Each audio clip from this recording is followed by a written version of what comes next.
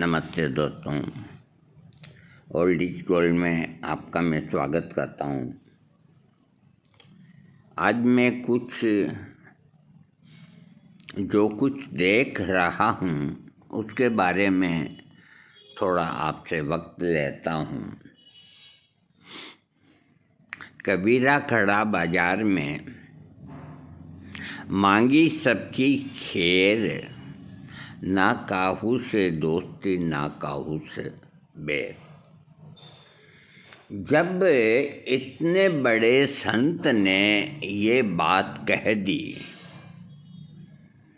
फिर जो बड़े बड़े संत हैं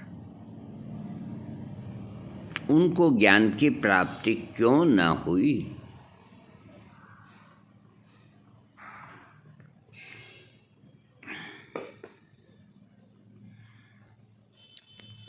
अगर बाजार जाते हैं रास्ते में तो दाढ़ी के खिजाब लगा हुआ दूर से ही मालूम हो जाता है कि कोई मुस्लिम भाई आ रहे हैं, और अपन उनको जानते नहीं और वो अपने को नहीं जानते। तो एक मानवता के बीच में एक कसौटी होती है कि पास से कोई निकलता है तो वो अपनी ओर देखता है और हम उसकी ओर देखते हैं, तो दोनों में से कोई बोल पड़ता है सलाम अलैकुम,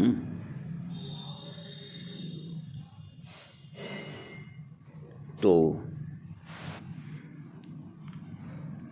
सामने वाला गदगद हो जाता है कि ये एक अनजान आदमी जिसको अपन जानते तक नहीं अपने को सलाम कर रहा है। उसकी बाँछें खिल जाती है और उसके मन में ख्याल आते हैं कि नेक आदमियों की संसार में कोई कमी नहीं। तो मेरे कहने का तात्पर्य यही है कि बड़ा हुआ तो क्या हुआ, जैसे पेड़ खजूर, पंछी को छाया नहीं फल लागे अति दूर। तो जो संत कोई भी हो, संसार का ज्ञान जिसमें समाया हुआ हो और भगवान दा भगत हो, तो उसे तो अपने काम में ही मग्न रहना चाहिए। महान संत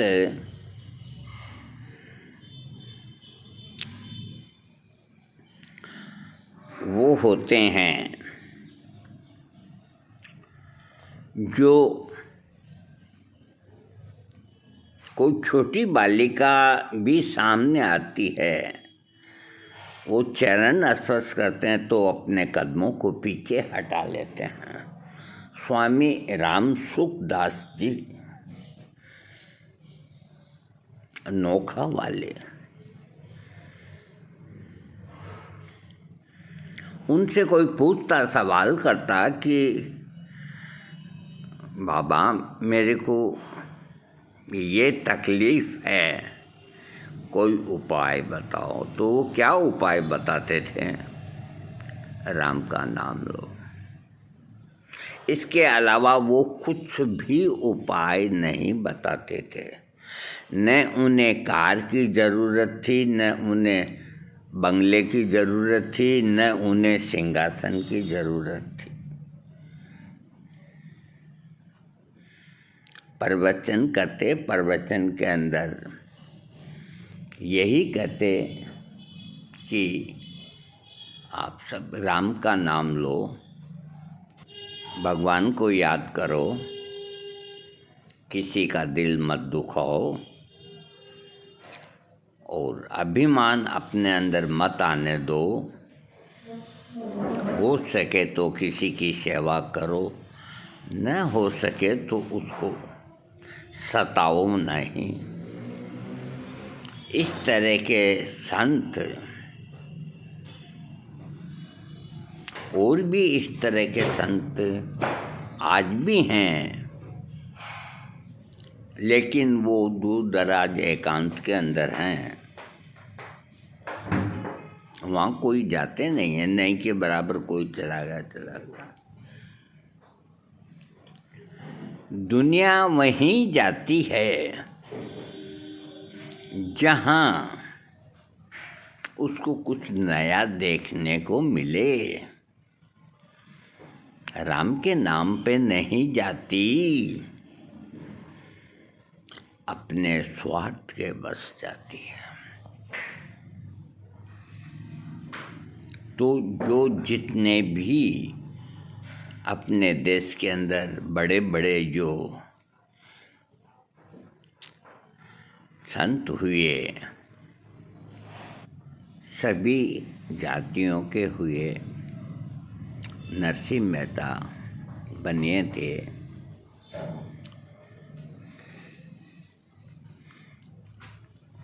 बिलनी भील जाति की थी, केवट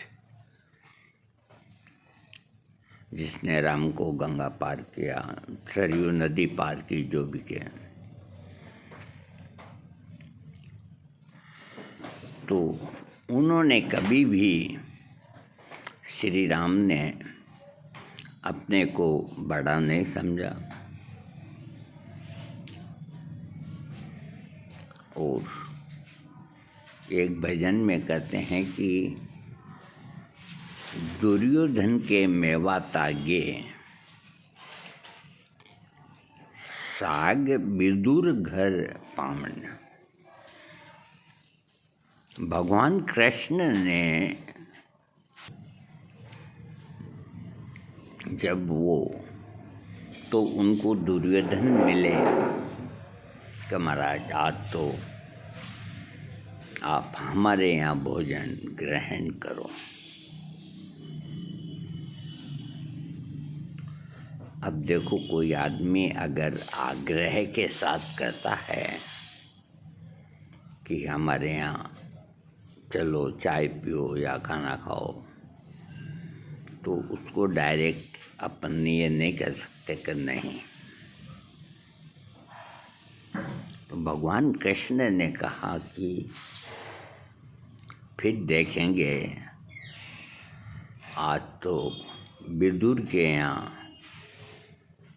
खाना खाएंगे। अब विदुर जो थे उन्होंने सब्जी रोटी बनाई और भगवान ने खाई, और 5 पकवान जो दुर्योधन ने बनाए उनको लात मार दी। ये जितने संत हैं इस बात को जानते हैं, फिर भी ये क्यों मूर्खता करते हैं?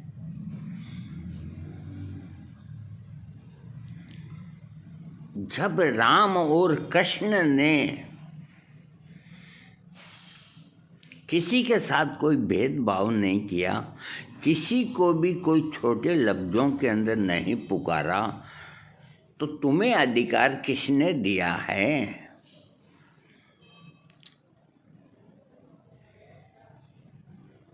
भाई को भाई साहब करने में तुम्हारा क्या गिरता है?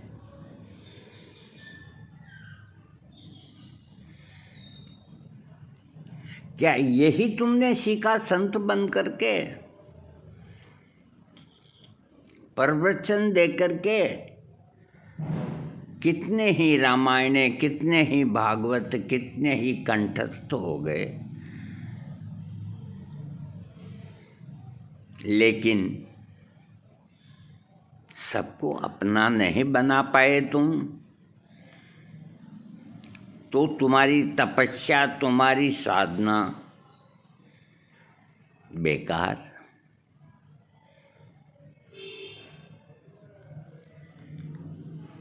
साधना, तपस्या, इनके अंदर बहुत सी किताबों को याद करना, ग्रंथों को पढ़ना, उनको कंठस्थ करना कोई मायने नहीं रखता।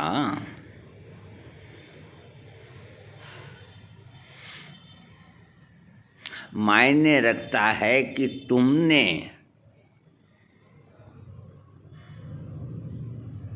अपने आप को सब लोगों का प्यारा बनाया या नहीं। वो तुम्हारी दीक्षा शिक्षा को उनको कोई मतलब नहीं। उनको मतलब ये है कि यार कितना अच्छा आदमी है, कितना प्यारा बोलता है, कभी कड़वा नहीं बोलता।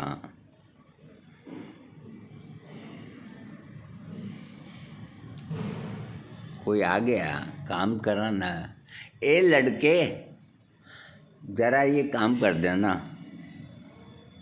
उसकी जगह हम कहते हैं बेटा थोड़ा ये काम कर दो। क्या फर्क पड़ा? तुम्हें बोलना उतना ही शब्द पड़ा जितना एक शब्द में तलवार है, एक शब्द के अंदर गुलाब का फूल है।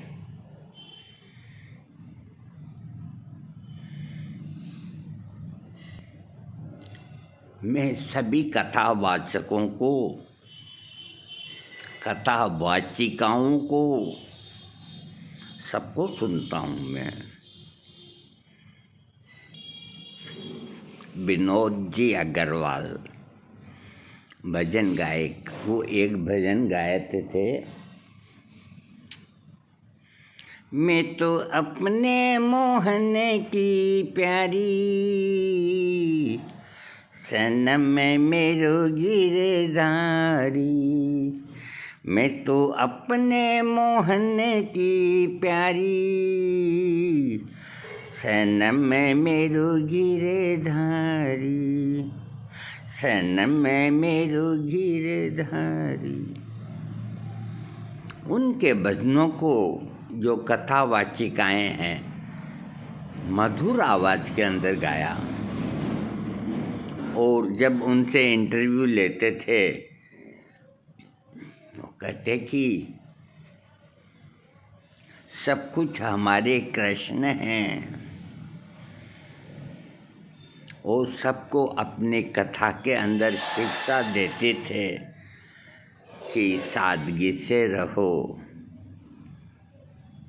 और कथा सुनो, भजन सुनो, नेकी का काम करो। यही शिक्षा के लिए लोग कथा सुनने जाते हैं, भागवत सुनने जाते हैं, या कोई रामायण सुनने जाते हैं। वहाँ कोई फिल्मी गाना सुनने नहीं जाते। मैं नाम नहीं लूँगा, बाकी मैं हैरत में पड़ गया हूँ कि मैं क्या करूँ। एक सैगल ने गाना गाया, चाहे बर्बाद, सुनो आप उसको, खरज में है ये। चाहे बर्बाद करेगी हमें, गालिब का है। चाहे बर्बाद करेगी हमें, मालूम न था जिंदगी रोग बनेगी हमें, मालूम न था।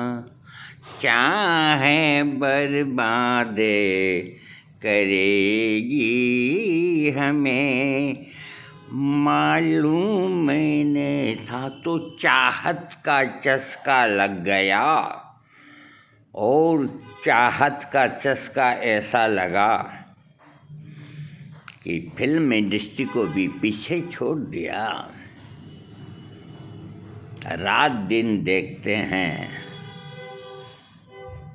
काम वही है, लेकिन सारा परिवर्तन हो गया।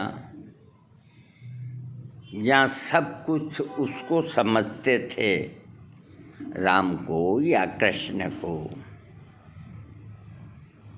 जहाँ अपनी खूबसूरती को भुनाने में लगी हुई या कहीं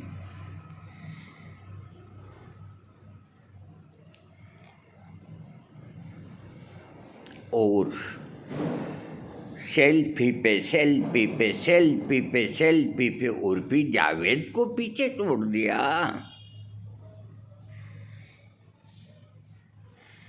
उर्फी जावेद अच्छी है, उनका तो फिल्मिस्तान से नाता है।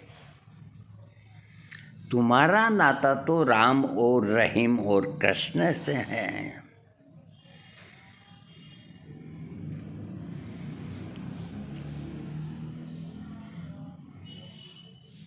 हम समझते थे कि वाकई भगवान जी भगत हैं, कितना अच्छा भजन गाती है, और आज हम उनको तरह तरह के लिबास के अंदर ऊपर तो जो पिक्चर आती है सेक्स करने की, उसके बाद ही उनकी आती है। क्यों इन्होंने उनको अपने आप को शामिल किया उनके साथ?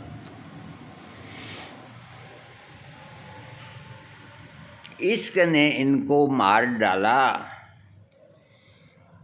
आज कोई फर्क नहीं।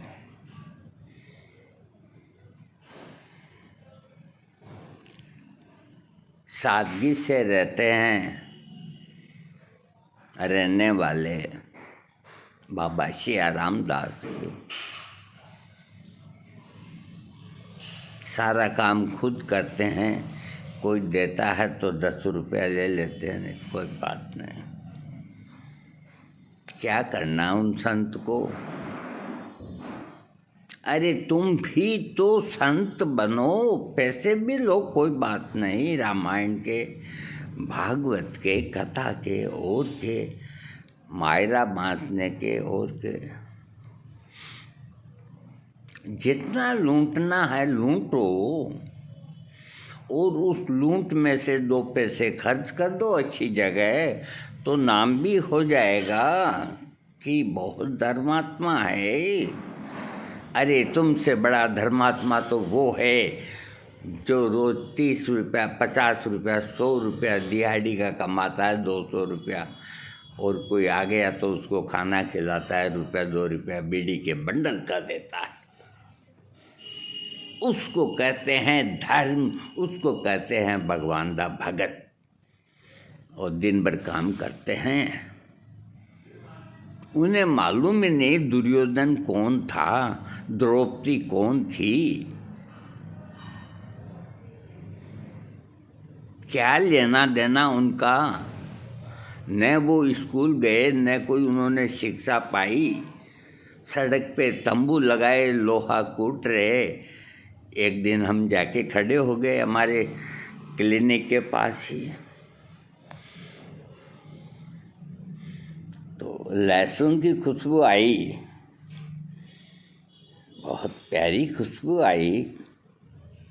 हम खड़े हो गए तो एक बुढ़ा, एक बुढ़ी, एक उनका लड़का, वो तो छेनी को पकड़े लाल, और उसकी जो पत्नी वो 5 किलो का घण उसके ऊपर चोटें मार रही।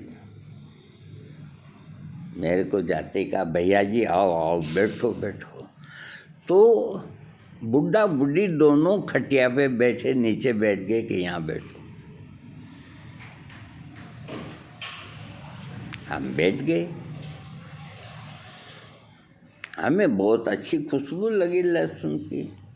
मैंने कहा भाई तुम हमारे पड़ोसी हो, तो ऐसे ही घूमते हुए आ गए।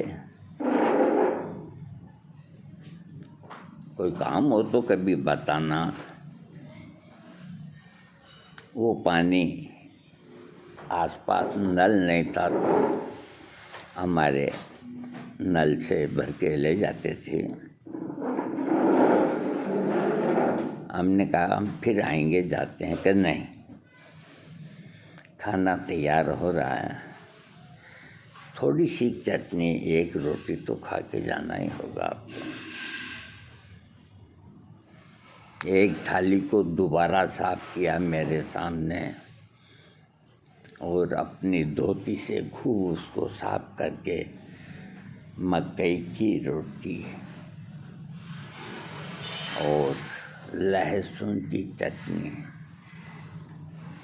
हमने आप देखा न ताव देखा, ऐसी टेस्टी हो खाई, तृप्ति हो गई। हम उठे, हमने जेब में हाथ डाला,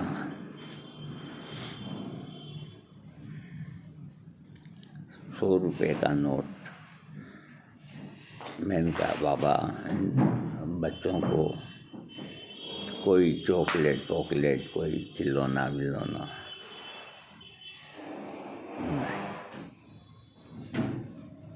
नहीं बाबू नहीं लें। मैंने बहुत कोशिश की, नहीं लेंगे।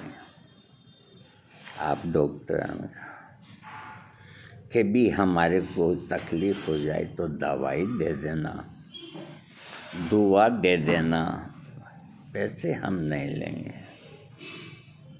तो मैंने कहा ठीक है, कभी भी आप में से किसी को भी आपकी 10-12 डेरे लगे हुए हैं, कोई की पेट में दर्द या सिर दर्द, उन लोगों को और कोई बीमारी नहीं होती है, सर्दी गर्मी की छोटी मोटी बीमारी होती है, पेट दर्द, सिर दर्द, उल्टी है, कोई छोटी मोटी, न कैंसर, न टीबी, न कुछ किडनी खराब हो, कुछ नहीं। क्यों होगी उनको?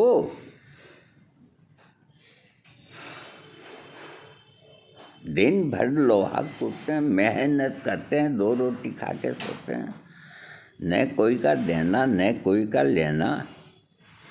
और उनकी स्त्रियां जो फिरी रहती है तो छोटे मोटे औजार लेकर के बाजार में बैठ जाती है, गुजारा हो जाता है। जरूरत क्या है उनको बैलेंस बनाने की, जानते ही नहीं कि बैंक के अंदर खाते भी होते हैं, लोग पैसा भी जमा कराते हैं। एल्युमिनियम के एक चूड़ी कड़ा ऐसा सस्ता आइटम पहन लेते हैं और रात को चौतारे के ऊपर खटिया पे बैठ के और वो देसी भजन गाते हैं। कोई पत्रकार वहाँ पहुँचा, उनकी सुध लेने को पहुँचा, खाली 3 पौड़ियों के आदमियों के पास इंटरव्यू लेने पहुँचते हैं, क्योंकि सामने सोफा मिलता है बैठने को, एसी मिलता है बैठने को, फिर खबर को छापेंगे, पैसे कमाएंगे।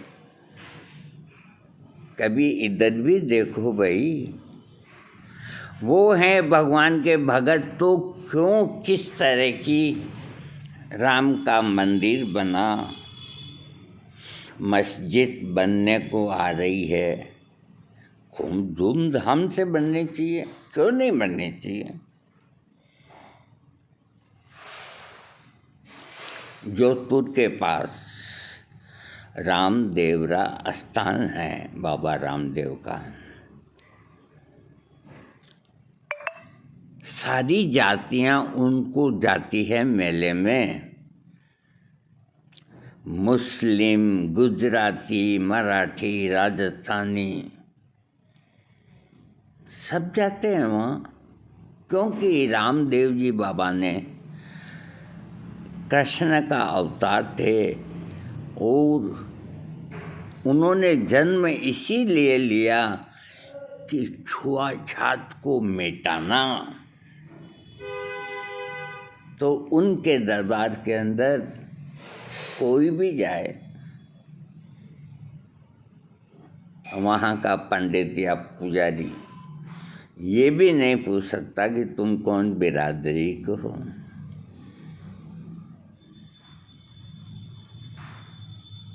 मैं 3 बार अजमेर शरीफ चादर चढ़ा के आया हूँ। क्यों गया मैं?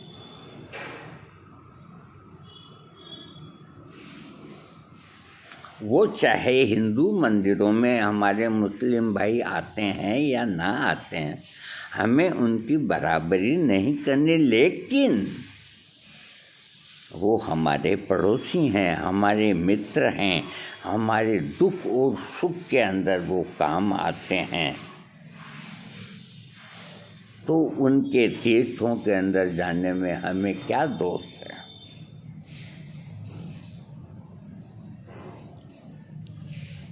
इस तरह के किस्से नहीं होने चाहिए।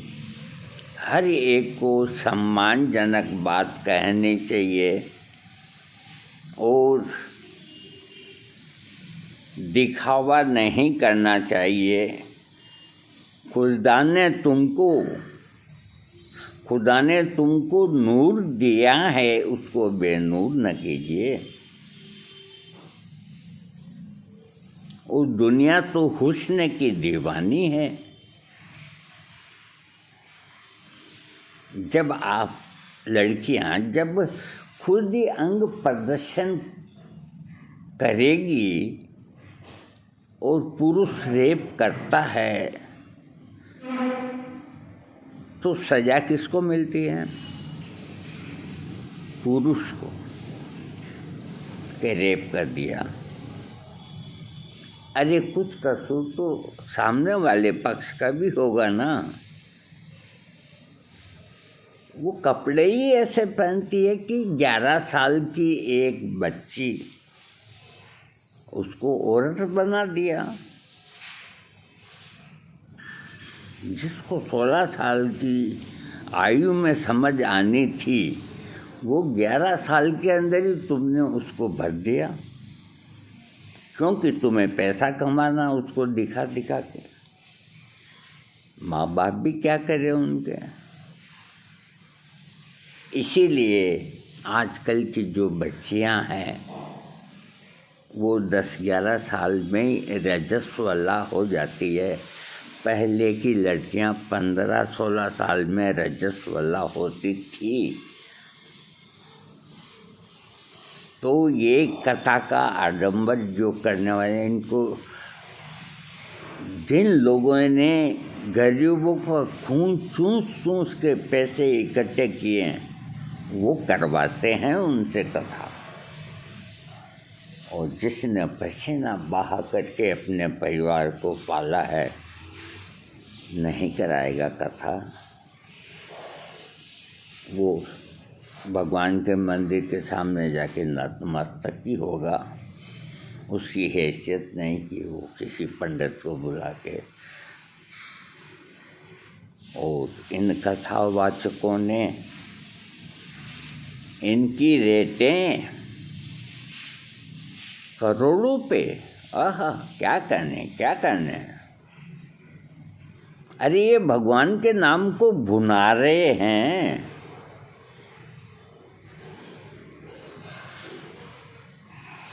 और अपने आप को हम सनातनी, भगवान पहनने से कोई सनातनी नहीं होता। सनातनी दिल से होता है। सनातनी दूसरों की मदद करने से होता है। सनातनी किसी की जान बचाने वाला वो होता है। सनातनी जो दूसरे के लिए कुर्बान होता है वो होता है। तुम गले के अंदर 100-200 माला पहन लो, भगवा कपड़े रंगा लो, सनातनी नहीं कहलाओगे। झंडे का रंग कैसा ही लगाओ। इस तरह का दिखावा जो आज की तारीख के अंदर हो रहा है, हम देख करके अचंभित हैं। और हम ज़्यादा समय तो नहीं रहेंगे, क्योंकि जो मालिक के यहाँ से आया है तो वापस भी जाना है। हाँ, कोई किराए का टेंट लाए हैं तो वापस भी तो पहुँचाना है। लेकिन आने वाले 20 साल के अंदर आप देखेंगे कोई बाप अपनी बेटी को बेटी नहीं कहेगा, भाई अपनी बहन को भाई नहीं कहेगा, बहन नहीं कहेगा, देवर अपनी भाभी को भाभी नहीं कहेगा। तू चल यार मैं आया, कोई खास बात नहीं। ऐसा वक्त ये लोग ला रहे हैं।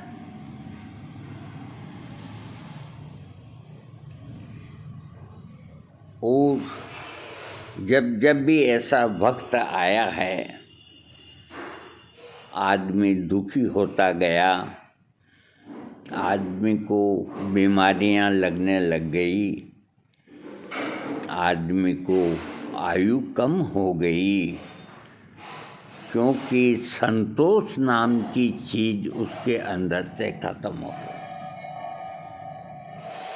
नानक देव ने कहा है कि नानक दुखिया सब संसार। नानक देव जी कहते हैं कि इस संसार में सब दुखी हैं। जिसके पास कुछ भी नहीं है वो भी दुखी, और जिसके पास बहुत ज़्यादा हैं उसको कहाँ रखे, खा तो सकता नहीं, वो भी दुखी। ये थे संत, इस तरह के कबीरदास जी संत, इस तरह के सूरदास जी संत। आज का माहौल बहुत खराब है, और मैं जाते जाते वीडियो को समाप्त करता हूँ। और मैं सभी को प्रणाम करता हूँ, चाहे वो मुझसे छोटे हैं या बड़े हैं, सिख है, ईसाई है, मुस्लिम है, कोई भी है, मेरे लिए सब सम्माननीय हैं। हमारे सामने, घर के ठीक सामने मेरे स्थान है मुस्लिम भाइयों का, वहाँ कोई पीर का स्थान है।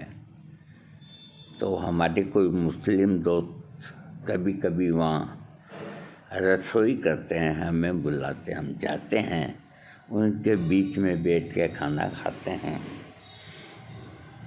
पूरी व्यवस्था अलग रखते हैं 100-200 आदमियों की। जो मुस्लिम भाई हैं और उनके जो हिंदू दोस्त हैं उनके लिए बर्तन अलग, पंडित अलग, घी अलग। मजाल है कोई एक चीज़ भी हट जाए, और वो अपना खाना किस जगह बना रहे हैं, खा रहे हैं, पता ही नहीं चलने देते। इसे कहते हैं भाईचारा।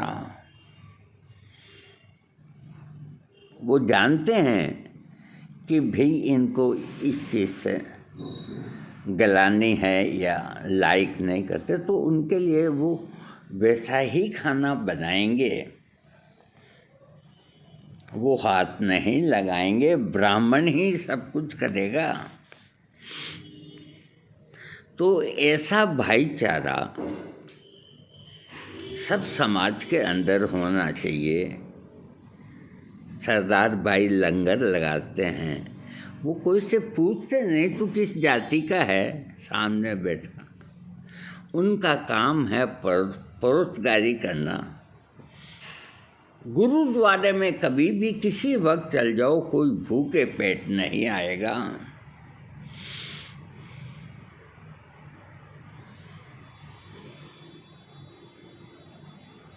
और अपने यहाँ